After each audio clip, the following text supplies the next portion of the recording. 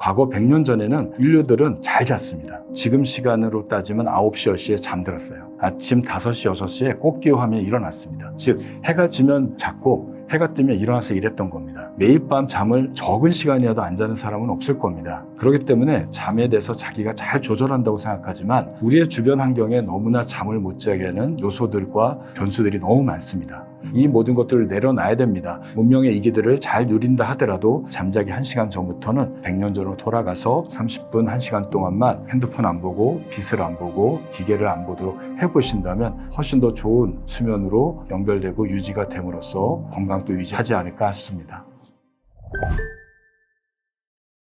매일매일 제가 보는 환자들의 상당수는 불면증과 잠을 못 자는 분들입니다. 이분들 중에 몇 명 분들이 기억이 나는데요. 대표적인 분 한번 생각을 해보겠습니다.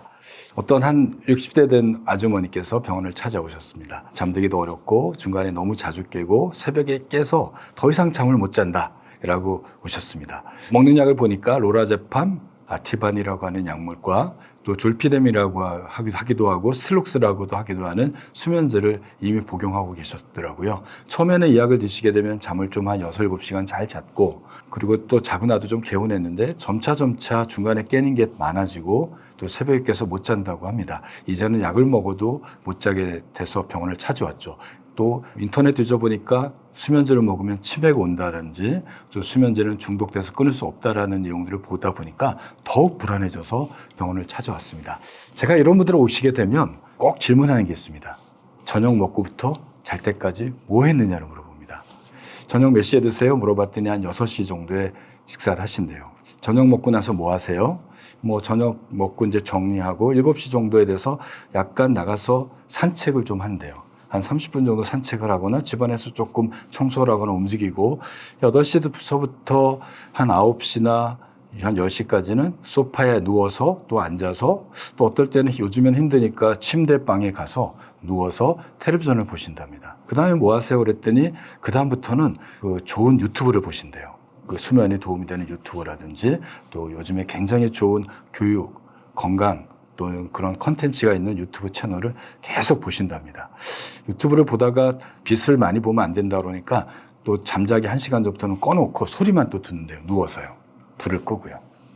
잠자리에 누웠는데 조금 자다가 깨어나시면 뭐 하세요? 그랬더니 여전히 누워서 뒤척 하다가 다시 핸드폰을 열어서 수면에 도움이 되는 영상들을 보거나 또 재미있는 쇼츠 같은 걸 열심히 보시고 졸리면 내려놓고 또 자고 그러면 마지막으로 몇 시에 일어나세요? 그랬더니 4시에 눈을 뜬대요. 그러면 방에서 나오시나요? 했더니 아니랍니다.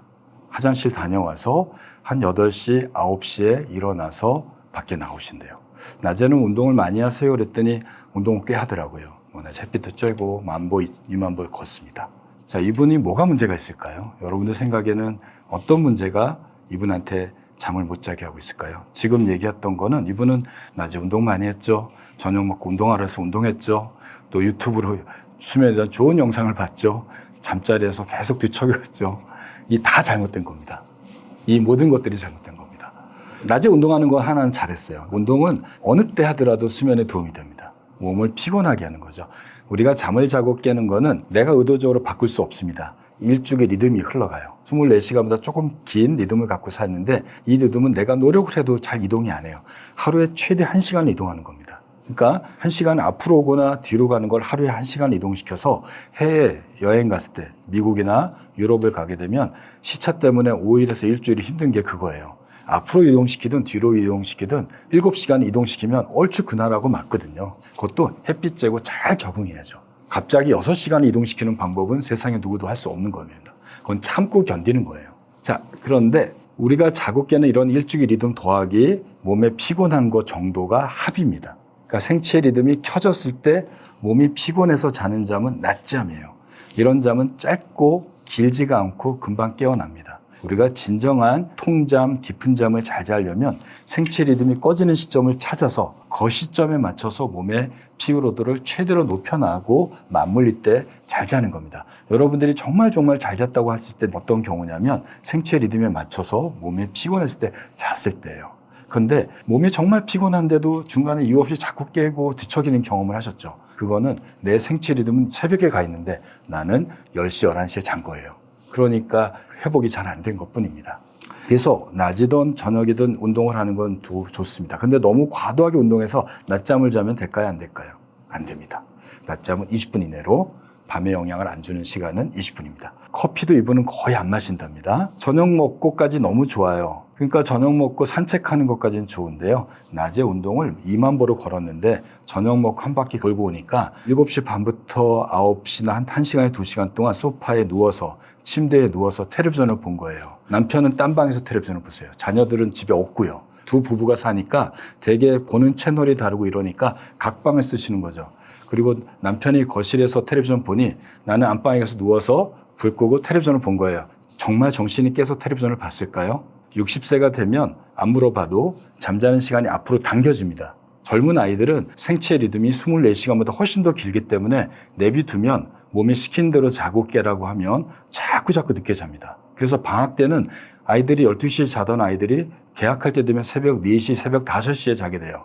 8시에 일어난 아이가 오후 2시, 3시에 일어나는 아이로 바뀝니다. 그게 몸이 시키는 대로 한 거예요. 학교 갈 필요도 없죠. 누가 나 자극하는 게 없으니까 내가 자라는 시간대로 자니 시간이 미뤄지는 거죠. 나이가 들면 반대로 앞으로 당겨집니다. 낮에 운동 많이 했어요. 오후에도 갔다 왔어요. 침대에 누워서 텔레비전 보니 꾸벅꾸벅 좋은 겁니다. 손녀나 며느리가 이렇게 있어 보면 우리 어머니 졸아요. 이런 데 얘기를 한단 말이에요. 자기는 안 자는 것 같아요. 여러분들이 피곤할 때 눈 깜빡하고 떴을 때 그 느낌 아시죠? 그렇게 되면 개운하잖아요. 잠깐은요. 그겁니다. 깜빡깜빡 조는 게 반복된 거죠. 이미 그 시간이 잔 거예요. 9시에 잔 겁니다. 5분씩 조금 해서 한 30분 잔 거죠. 12시가 되면 잠이 올까요? 잘 안 옵니다. 앞에 잔 게 많이 잔 거 아니니까 잘 들기는 들어요. 그런데 앞에 잤으니 또 금방 깨겠죠. 깨면 어떻게 되죠?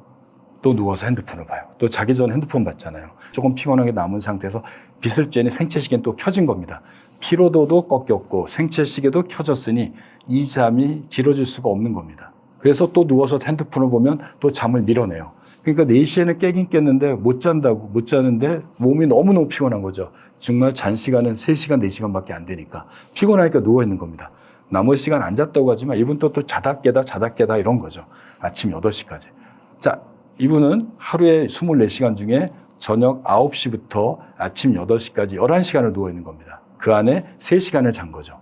이걸 수면 효율이라고 하는데 누워있는 시간 중에 잔 시간 85%가 정상이에요. 이분은 한 20, 30%밖에 안 되니까 이럴 때 저희가 하는 방법은 누워있는 시간을 확 줄이는 겁니다. 그럼 제가 어떻게 했을까요? 우선은 저녁 먹고 나가는 시간을 조금 늦게 나가겠어요. 7시에 나가는 걸 나가지 마시고 그 시간은 아직 졸린 시간이 아니니까 내가 졸린 시간을 뒤로 미뤄야 되는 거니까 그때 한 바퀴 돌고 오세요. 9시가 되면 침대방에 가서 눕는 것들이 습관이 된 분이라는 얘기는 그 시간에 몸이 졸린 걸 느꼈다는 거예요. 그러니까 몸도 나른해지니 그냥 누워서 나도 모르게 눕고 싶었고 텔레비전을 본 거니까 그게 아마 이분의 잠자는 생체 리듬이 변동된 시점이라고 생각을 들어서 8시 반부터 9시 반까지 나갔다 오세요. 이럴 때 주의할 점은 땀이 나면 안 되겠죠. 산보, 마트 갔다 오기, 그냥 공원에 가서 앉아서 음악 듣기 이 정도 가벼운 운동을 하는 거예요.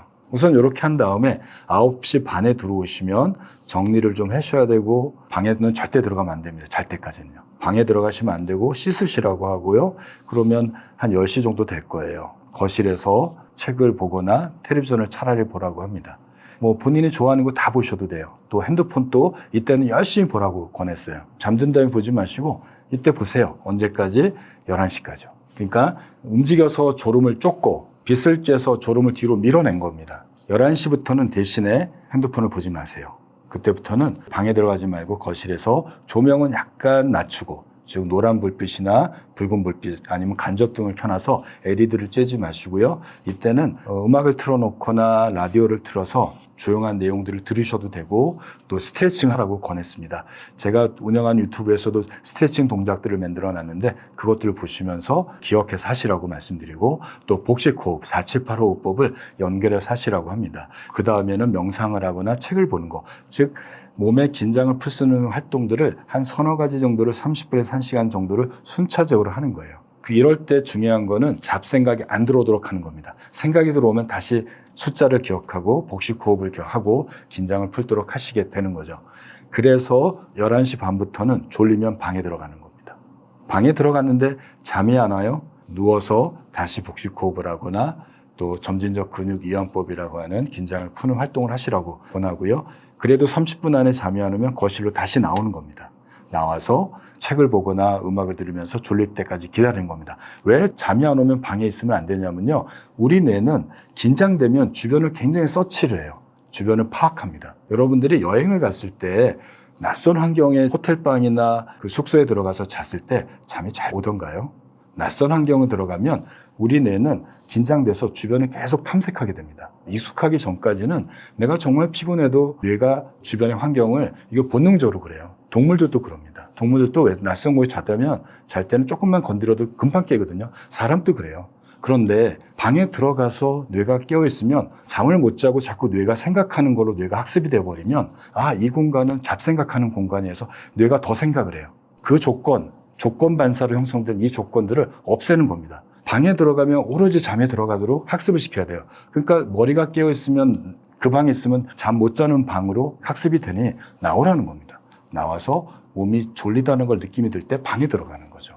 너무 힘들다면 누워서 잡생각 안 하는, 머리가 자꾸 돌아가는 거를 밀어내도록 복식호흡이나 긴장을 푸는 거에 집중해서 생각이 들어오지 않도록 막아내셔야 돼요. 단조로운 숫자에만 집중하면 우리는 긴장이 풀어지기 때문에 잠에 대한 욕구로 잘 수 있는 거예요. 그래서 이렇게 해보시고 아침에 일어나는 거는 11시 반에부터 자라고 했으니까 한 7시간 정도, 8시간이면 좋지만 못 자는 분들은 조금 제한해야 되거든요.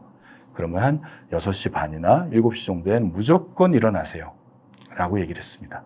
그리고 먹는 약이 있었죠. 그 약들은 우선은 다 드시지 말고 수면제가 있으면 그거를 4분의 1이나 반알을 적게 드시고 주무셔 보세요. 혹시 쉽게 잠들고 나오지 않거나 중간에 깨지 않으면 4분의 1을 또 줄여보세요. 어떤 경우는 또 약이 조금 안전한 걸로 바꿔주기도 합니다. 한 3, 4일 간격으로 이 반복을 해보십시오. 이렇게 이분한테 설명을 드렸어요. 어떻게 됐을까요? 제가 보통 불면증 환자를 치료할 때 한 달 안에 당신을 병원에 안 오게 하는 게 제 목표입니다라고 설명을 드리고 얘기를 시작하는데요. 거의 그렇게 됩니다. 일주일에 왔을 때 중간에 깨는 횟수가 반으로 줄었고 잠드는 게 좀 빨라졌고요. 이것들을 잘 지키고 났더니 약도 이미 한 달째 됐을 때는 거의 끊은 상태가 됩니다. 그럼 병원에 안 오는 거죠.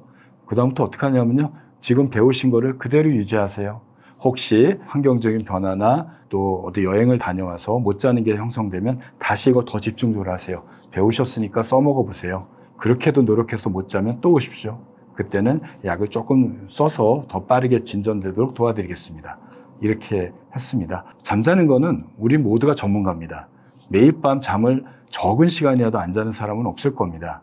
그렇기 때문에 잠에 대해서 자기가 잘 조절한다고 생각하지만 우리의 주변 환경에 너무나 잠을 못 자게 하는 요소들과 변수들이 너무 많습니다. 과거 100년 전에는 인류들은 잘 잤습니다. 왜 그러냐면요. 해가 진 다음에 우리가 볼 수 있는 빛은 호롱불, 횃불, 달빛밖에 없었습니다. 불빛 때문에 우리가 활동도 되게 별로 못했어요. 저녁 먹고 사람들하고 얘기하고 도란도란 먹을 거 까먹다가 지금 시간으로 따지면 9시, 10시에 잠들었어요. 그리고 해가 뜨는 아침 5시, 6시에 꽃기호하며 일어났습니다. 즉 해가 지면 잤고 해가 뜨면 일어나서 일했던 겁니다.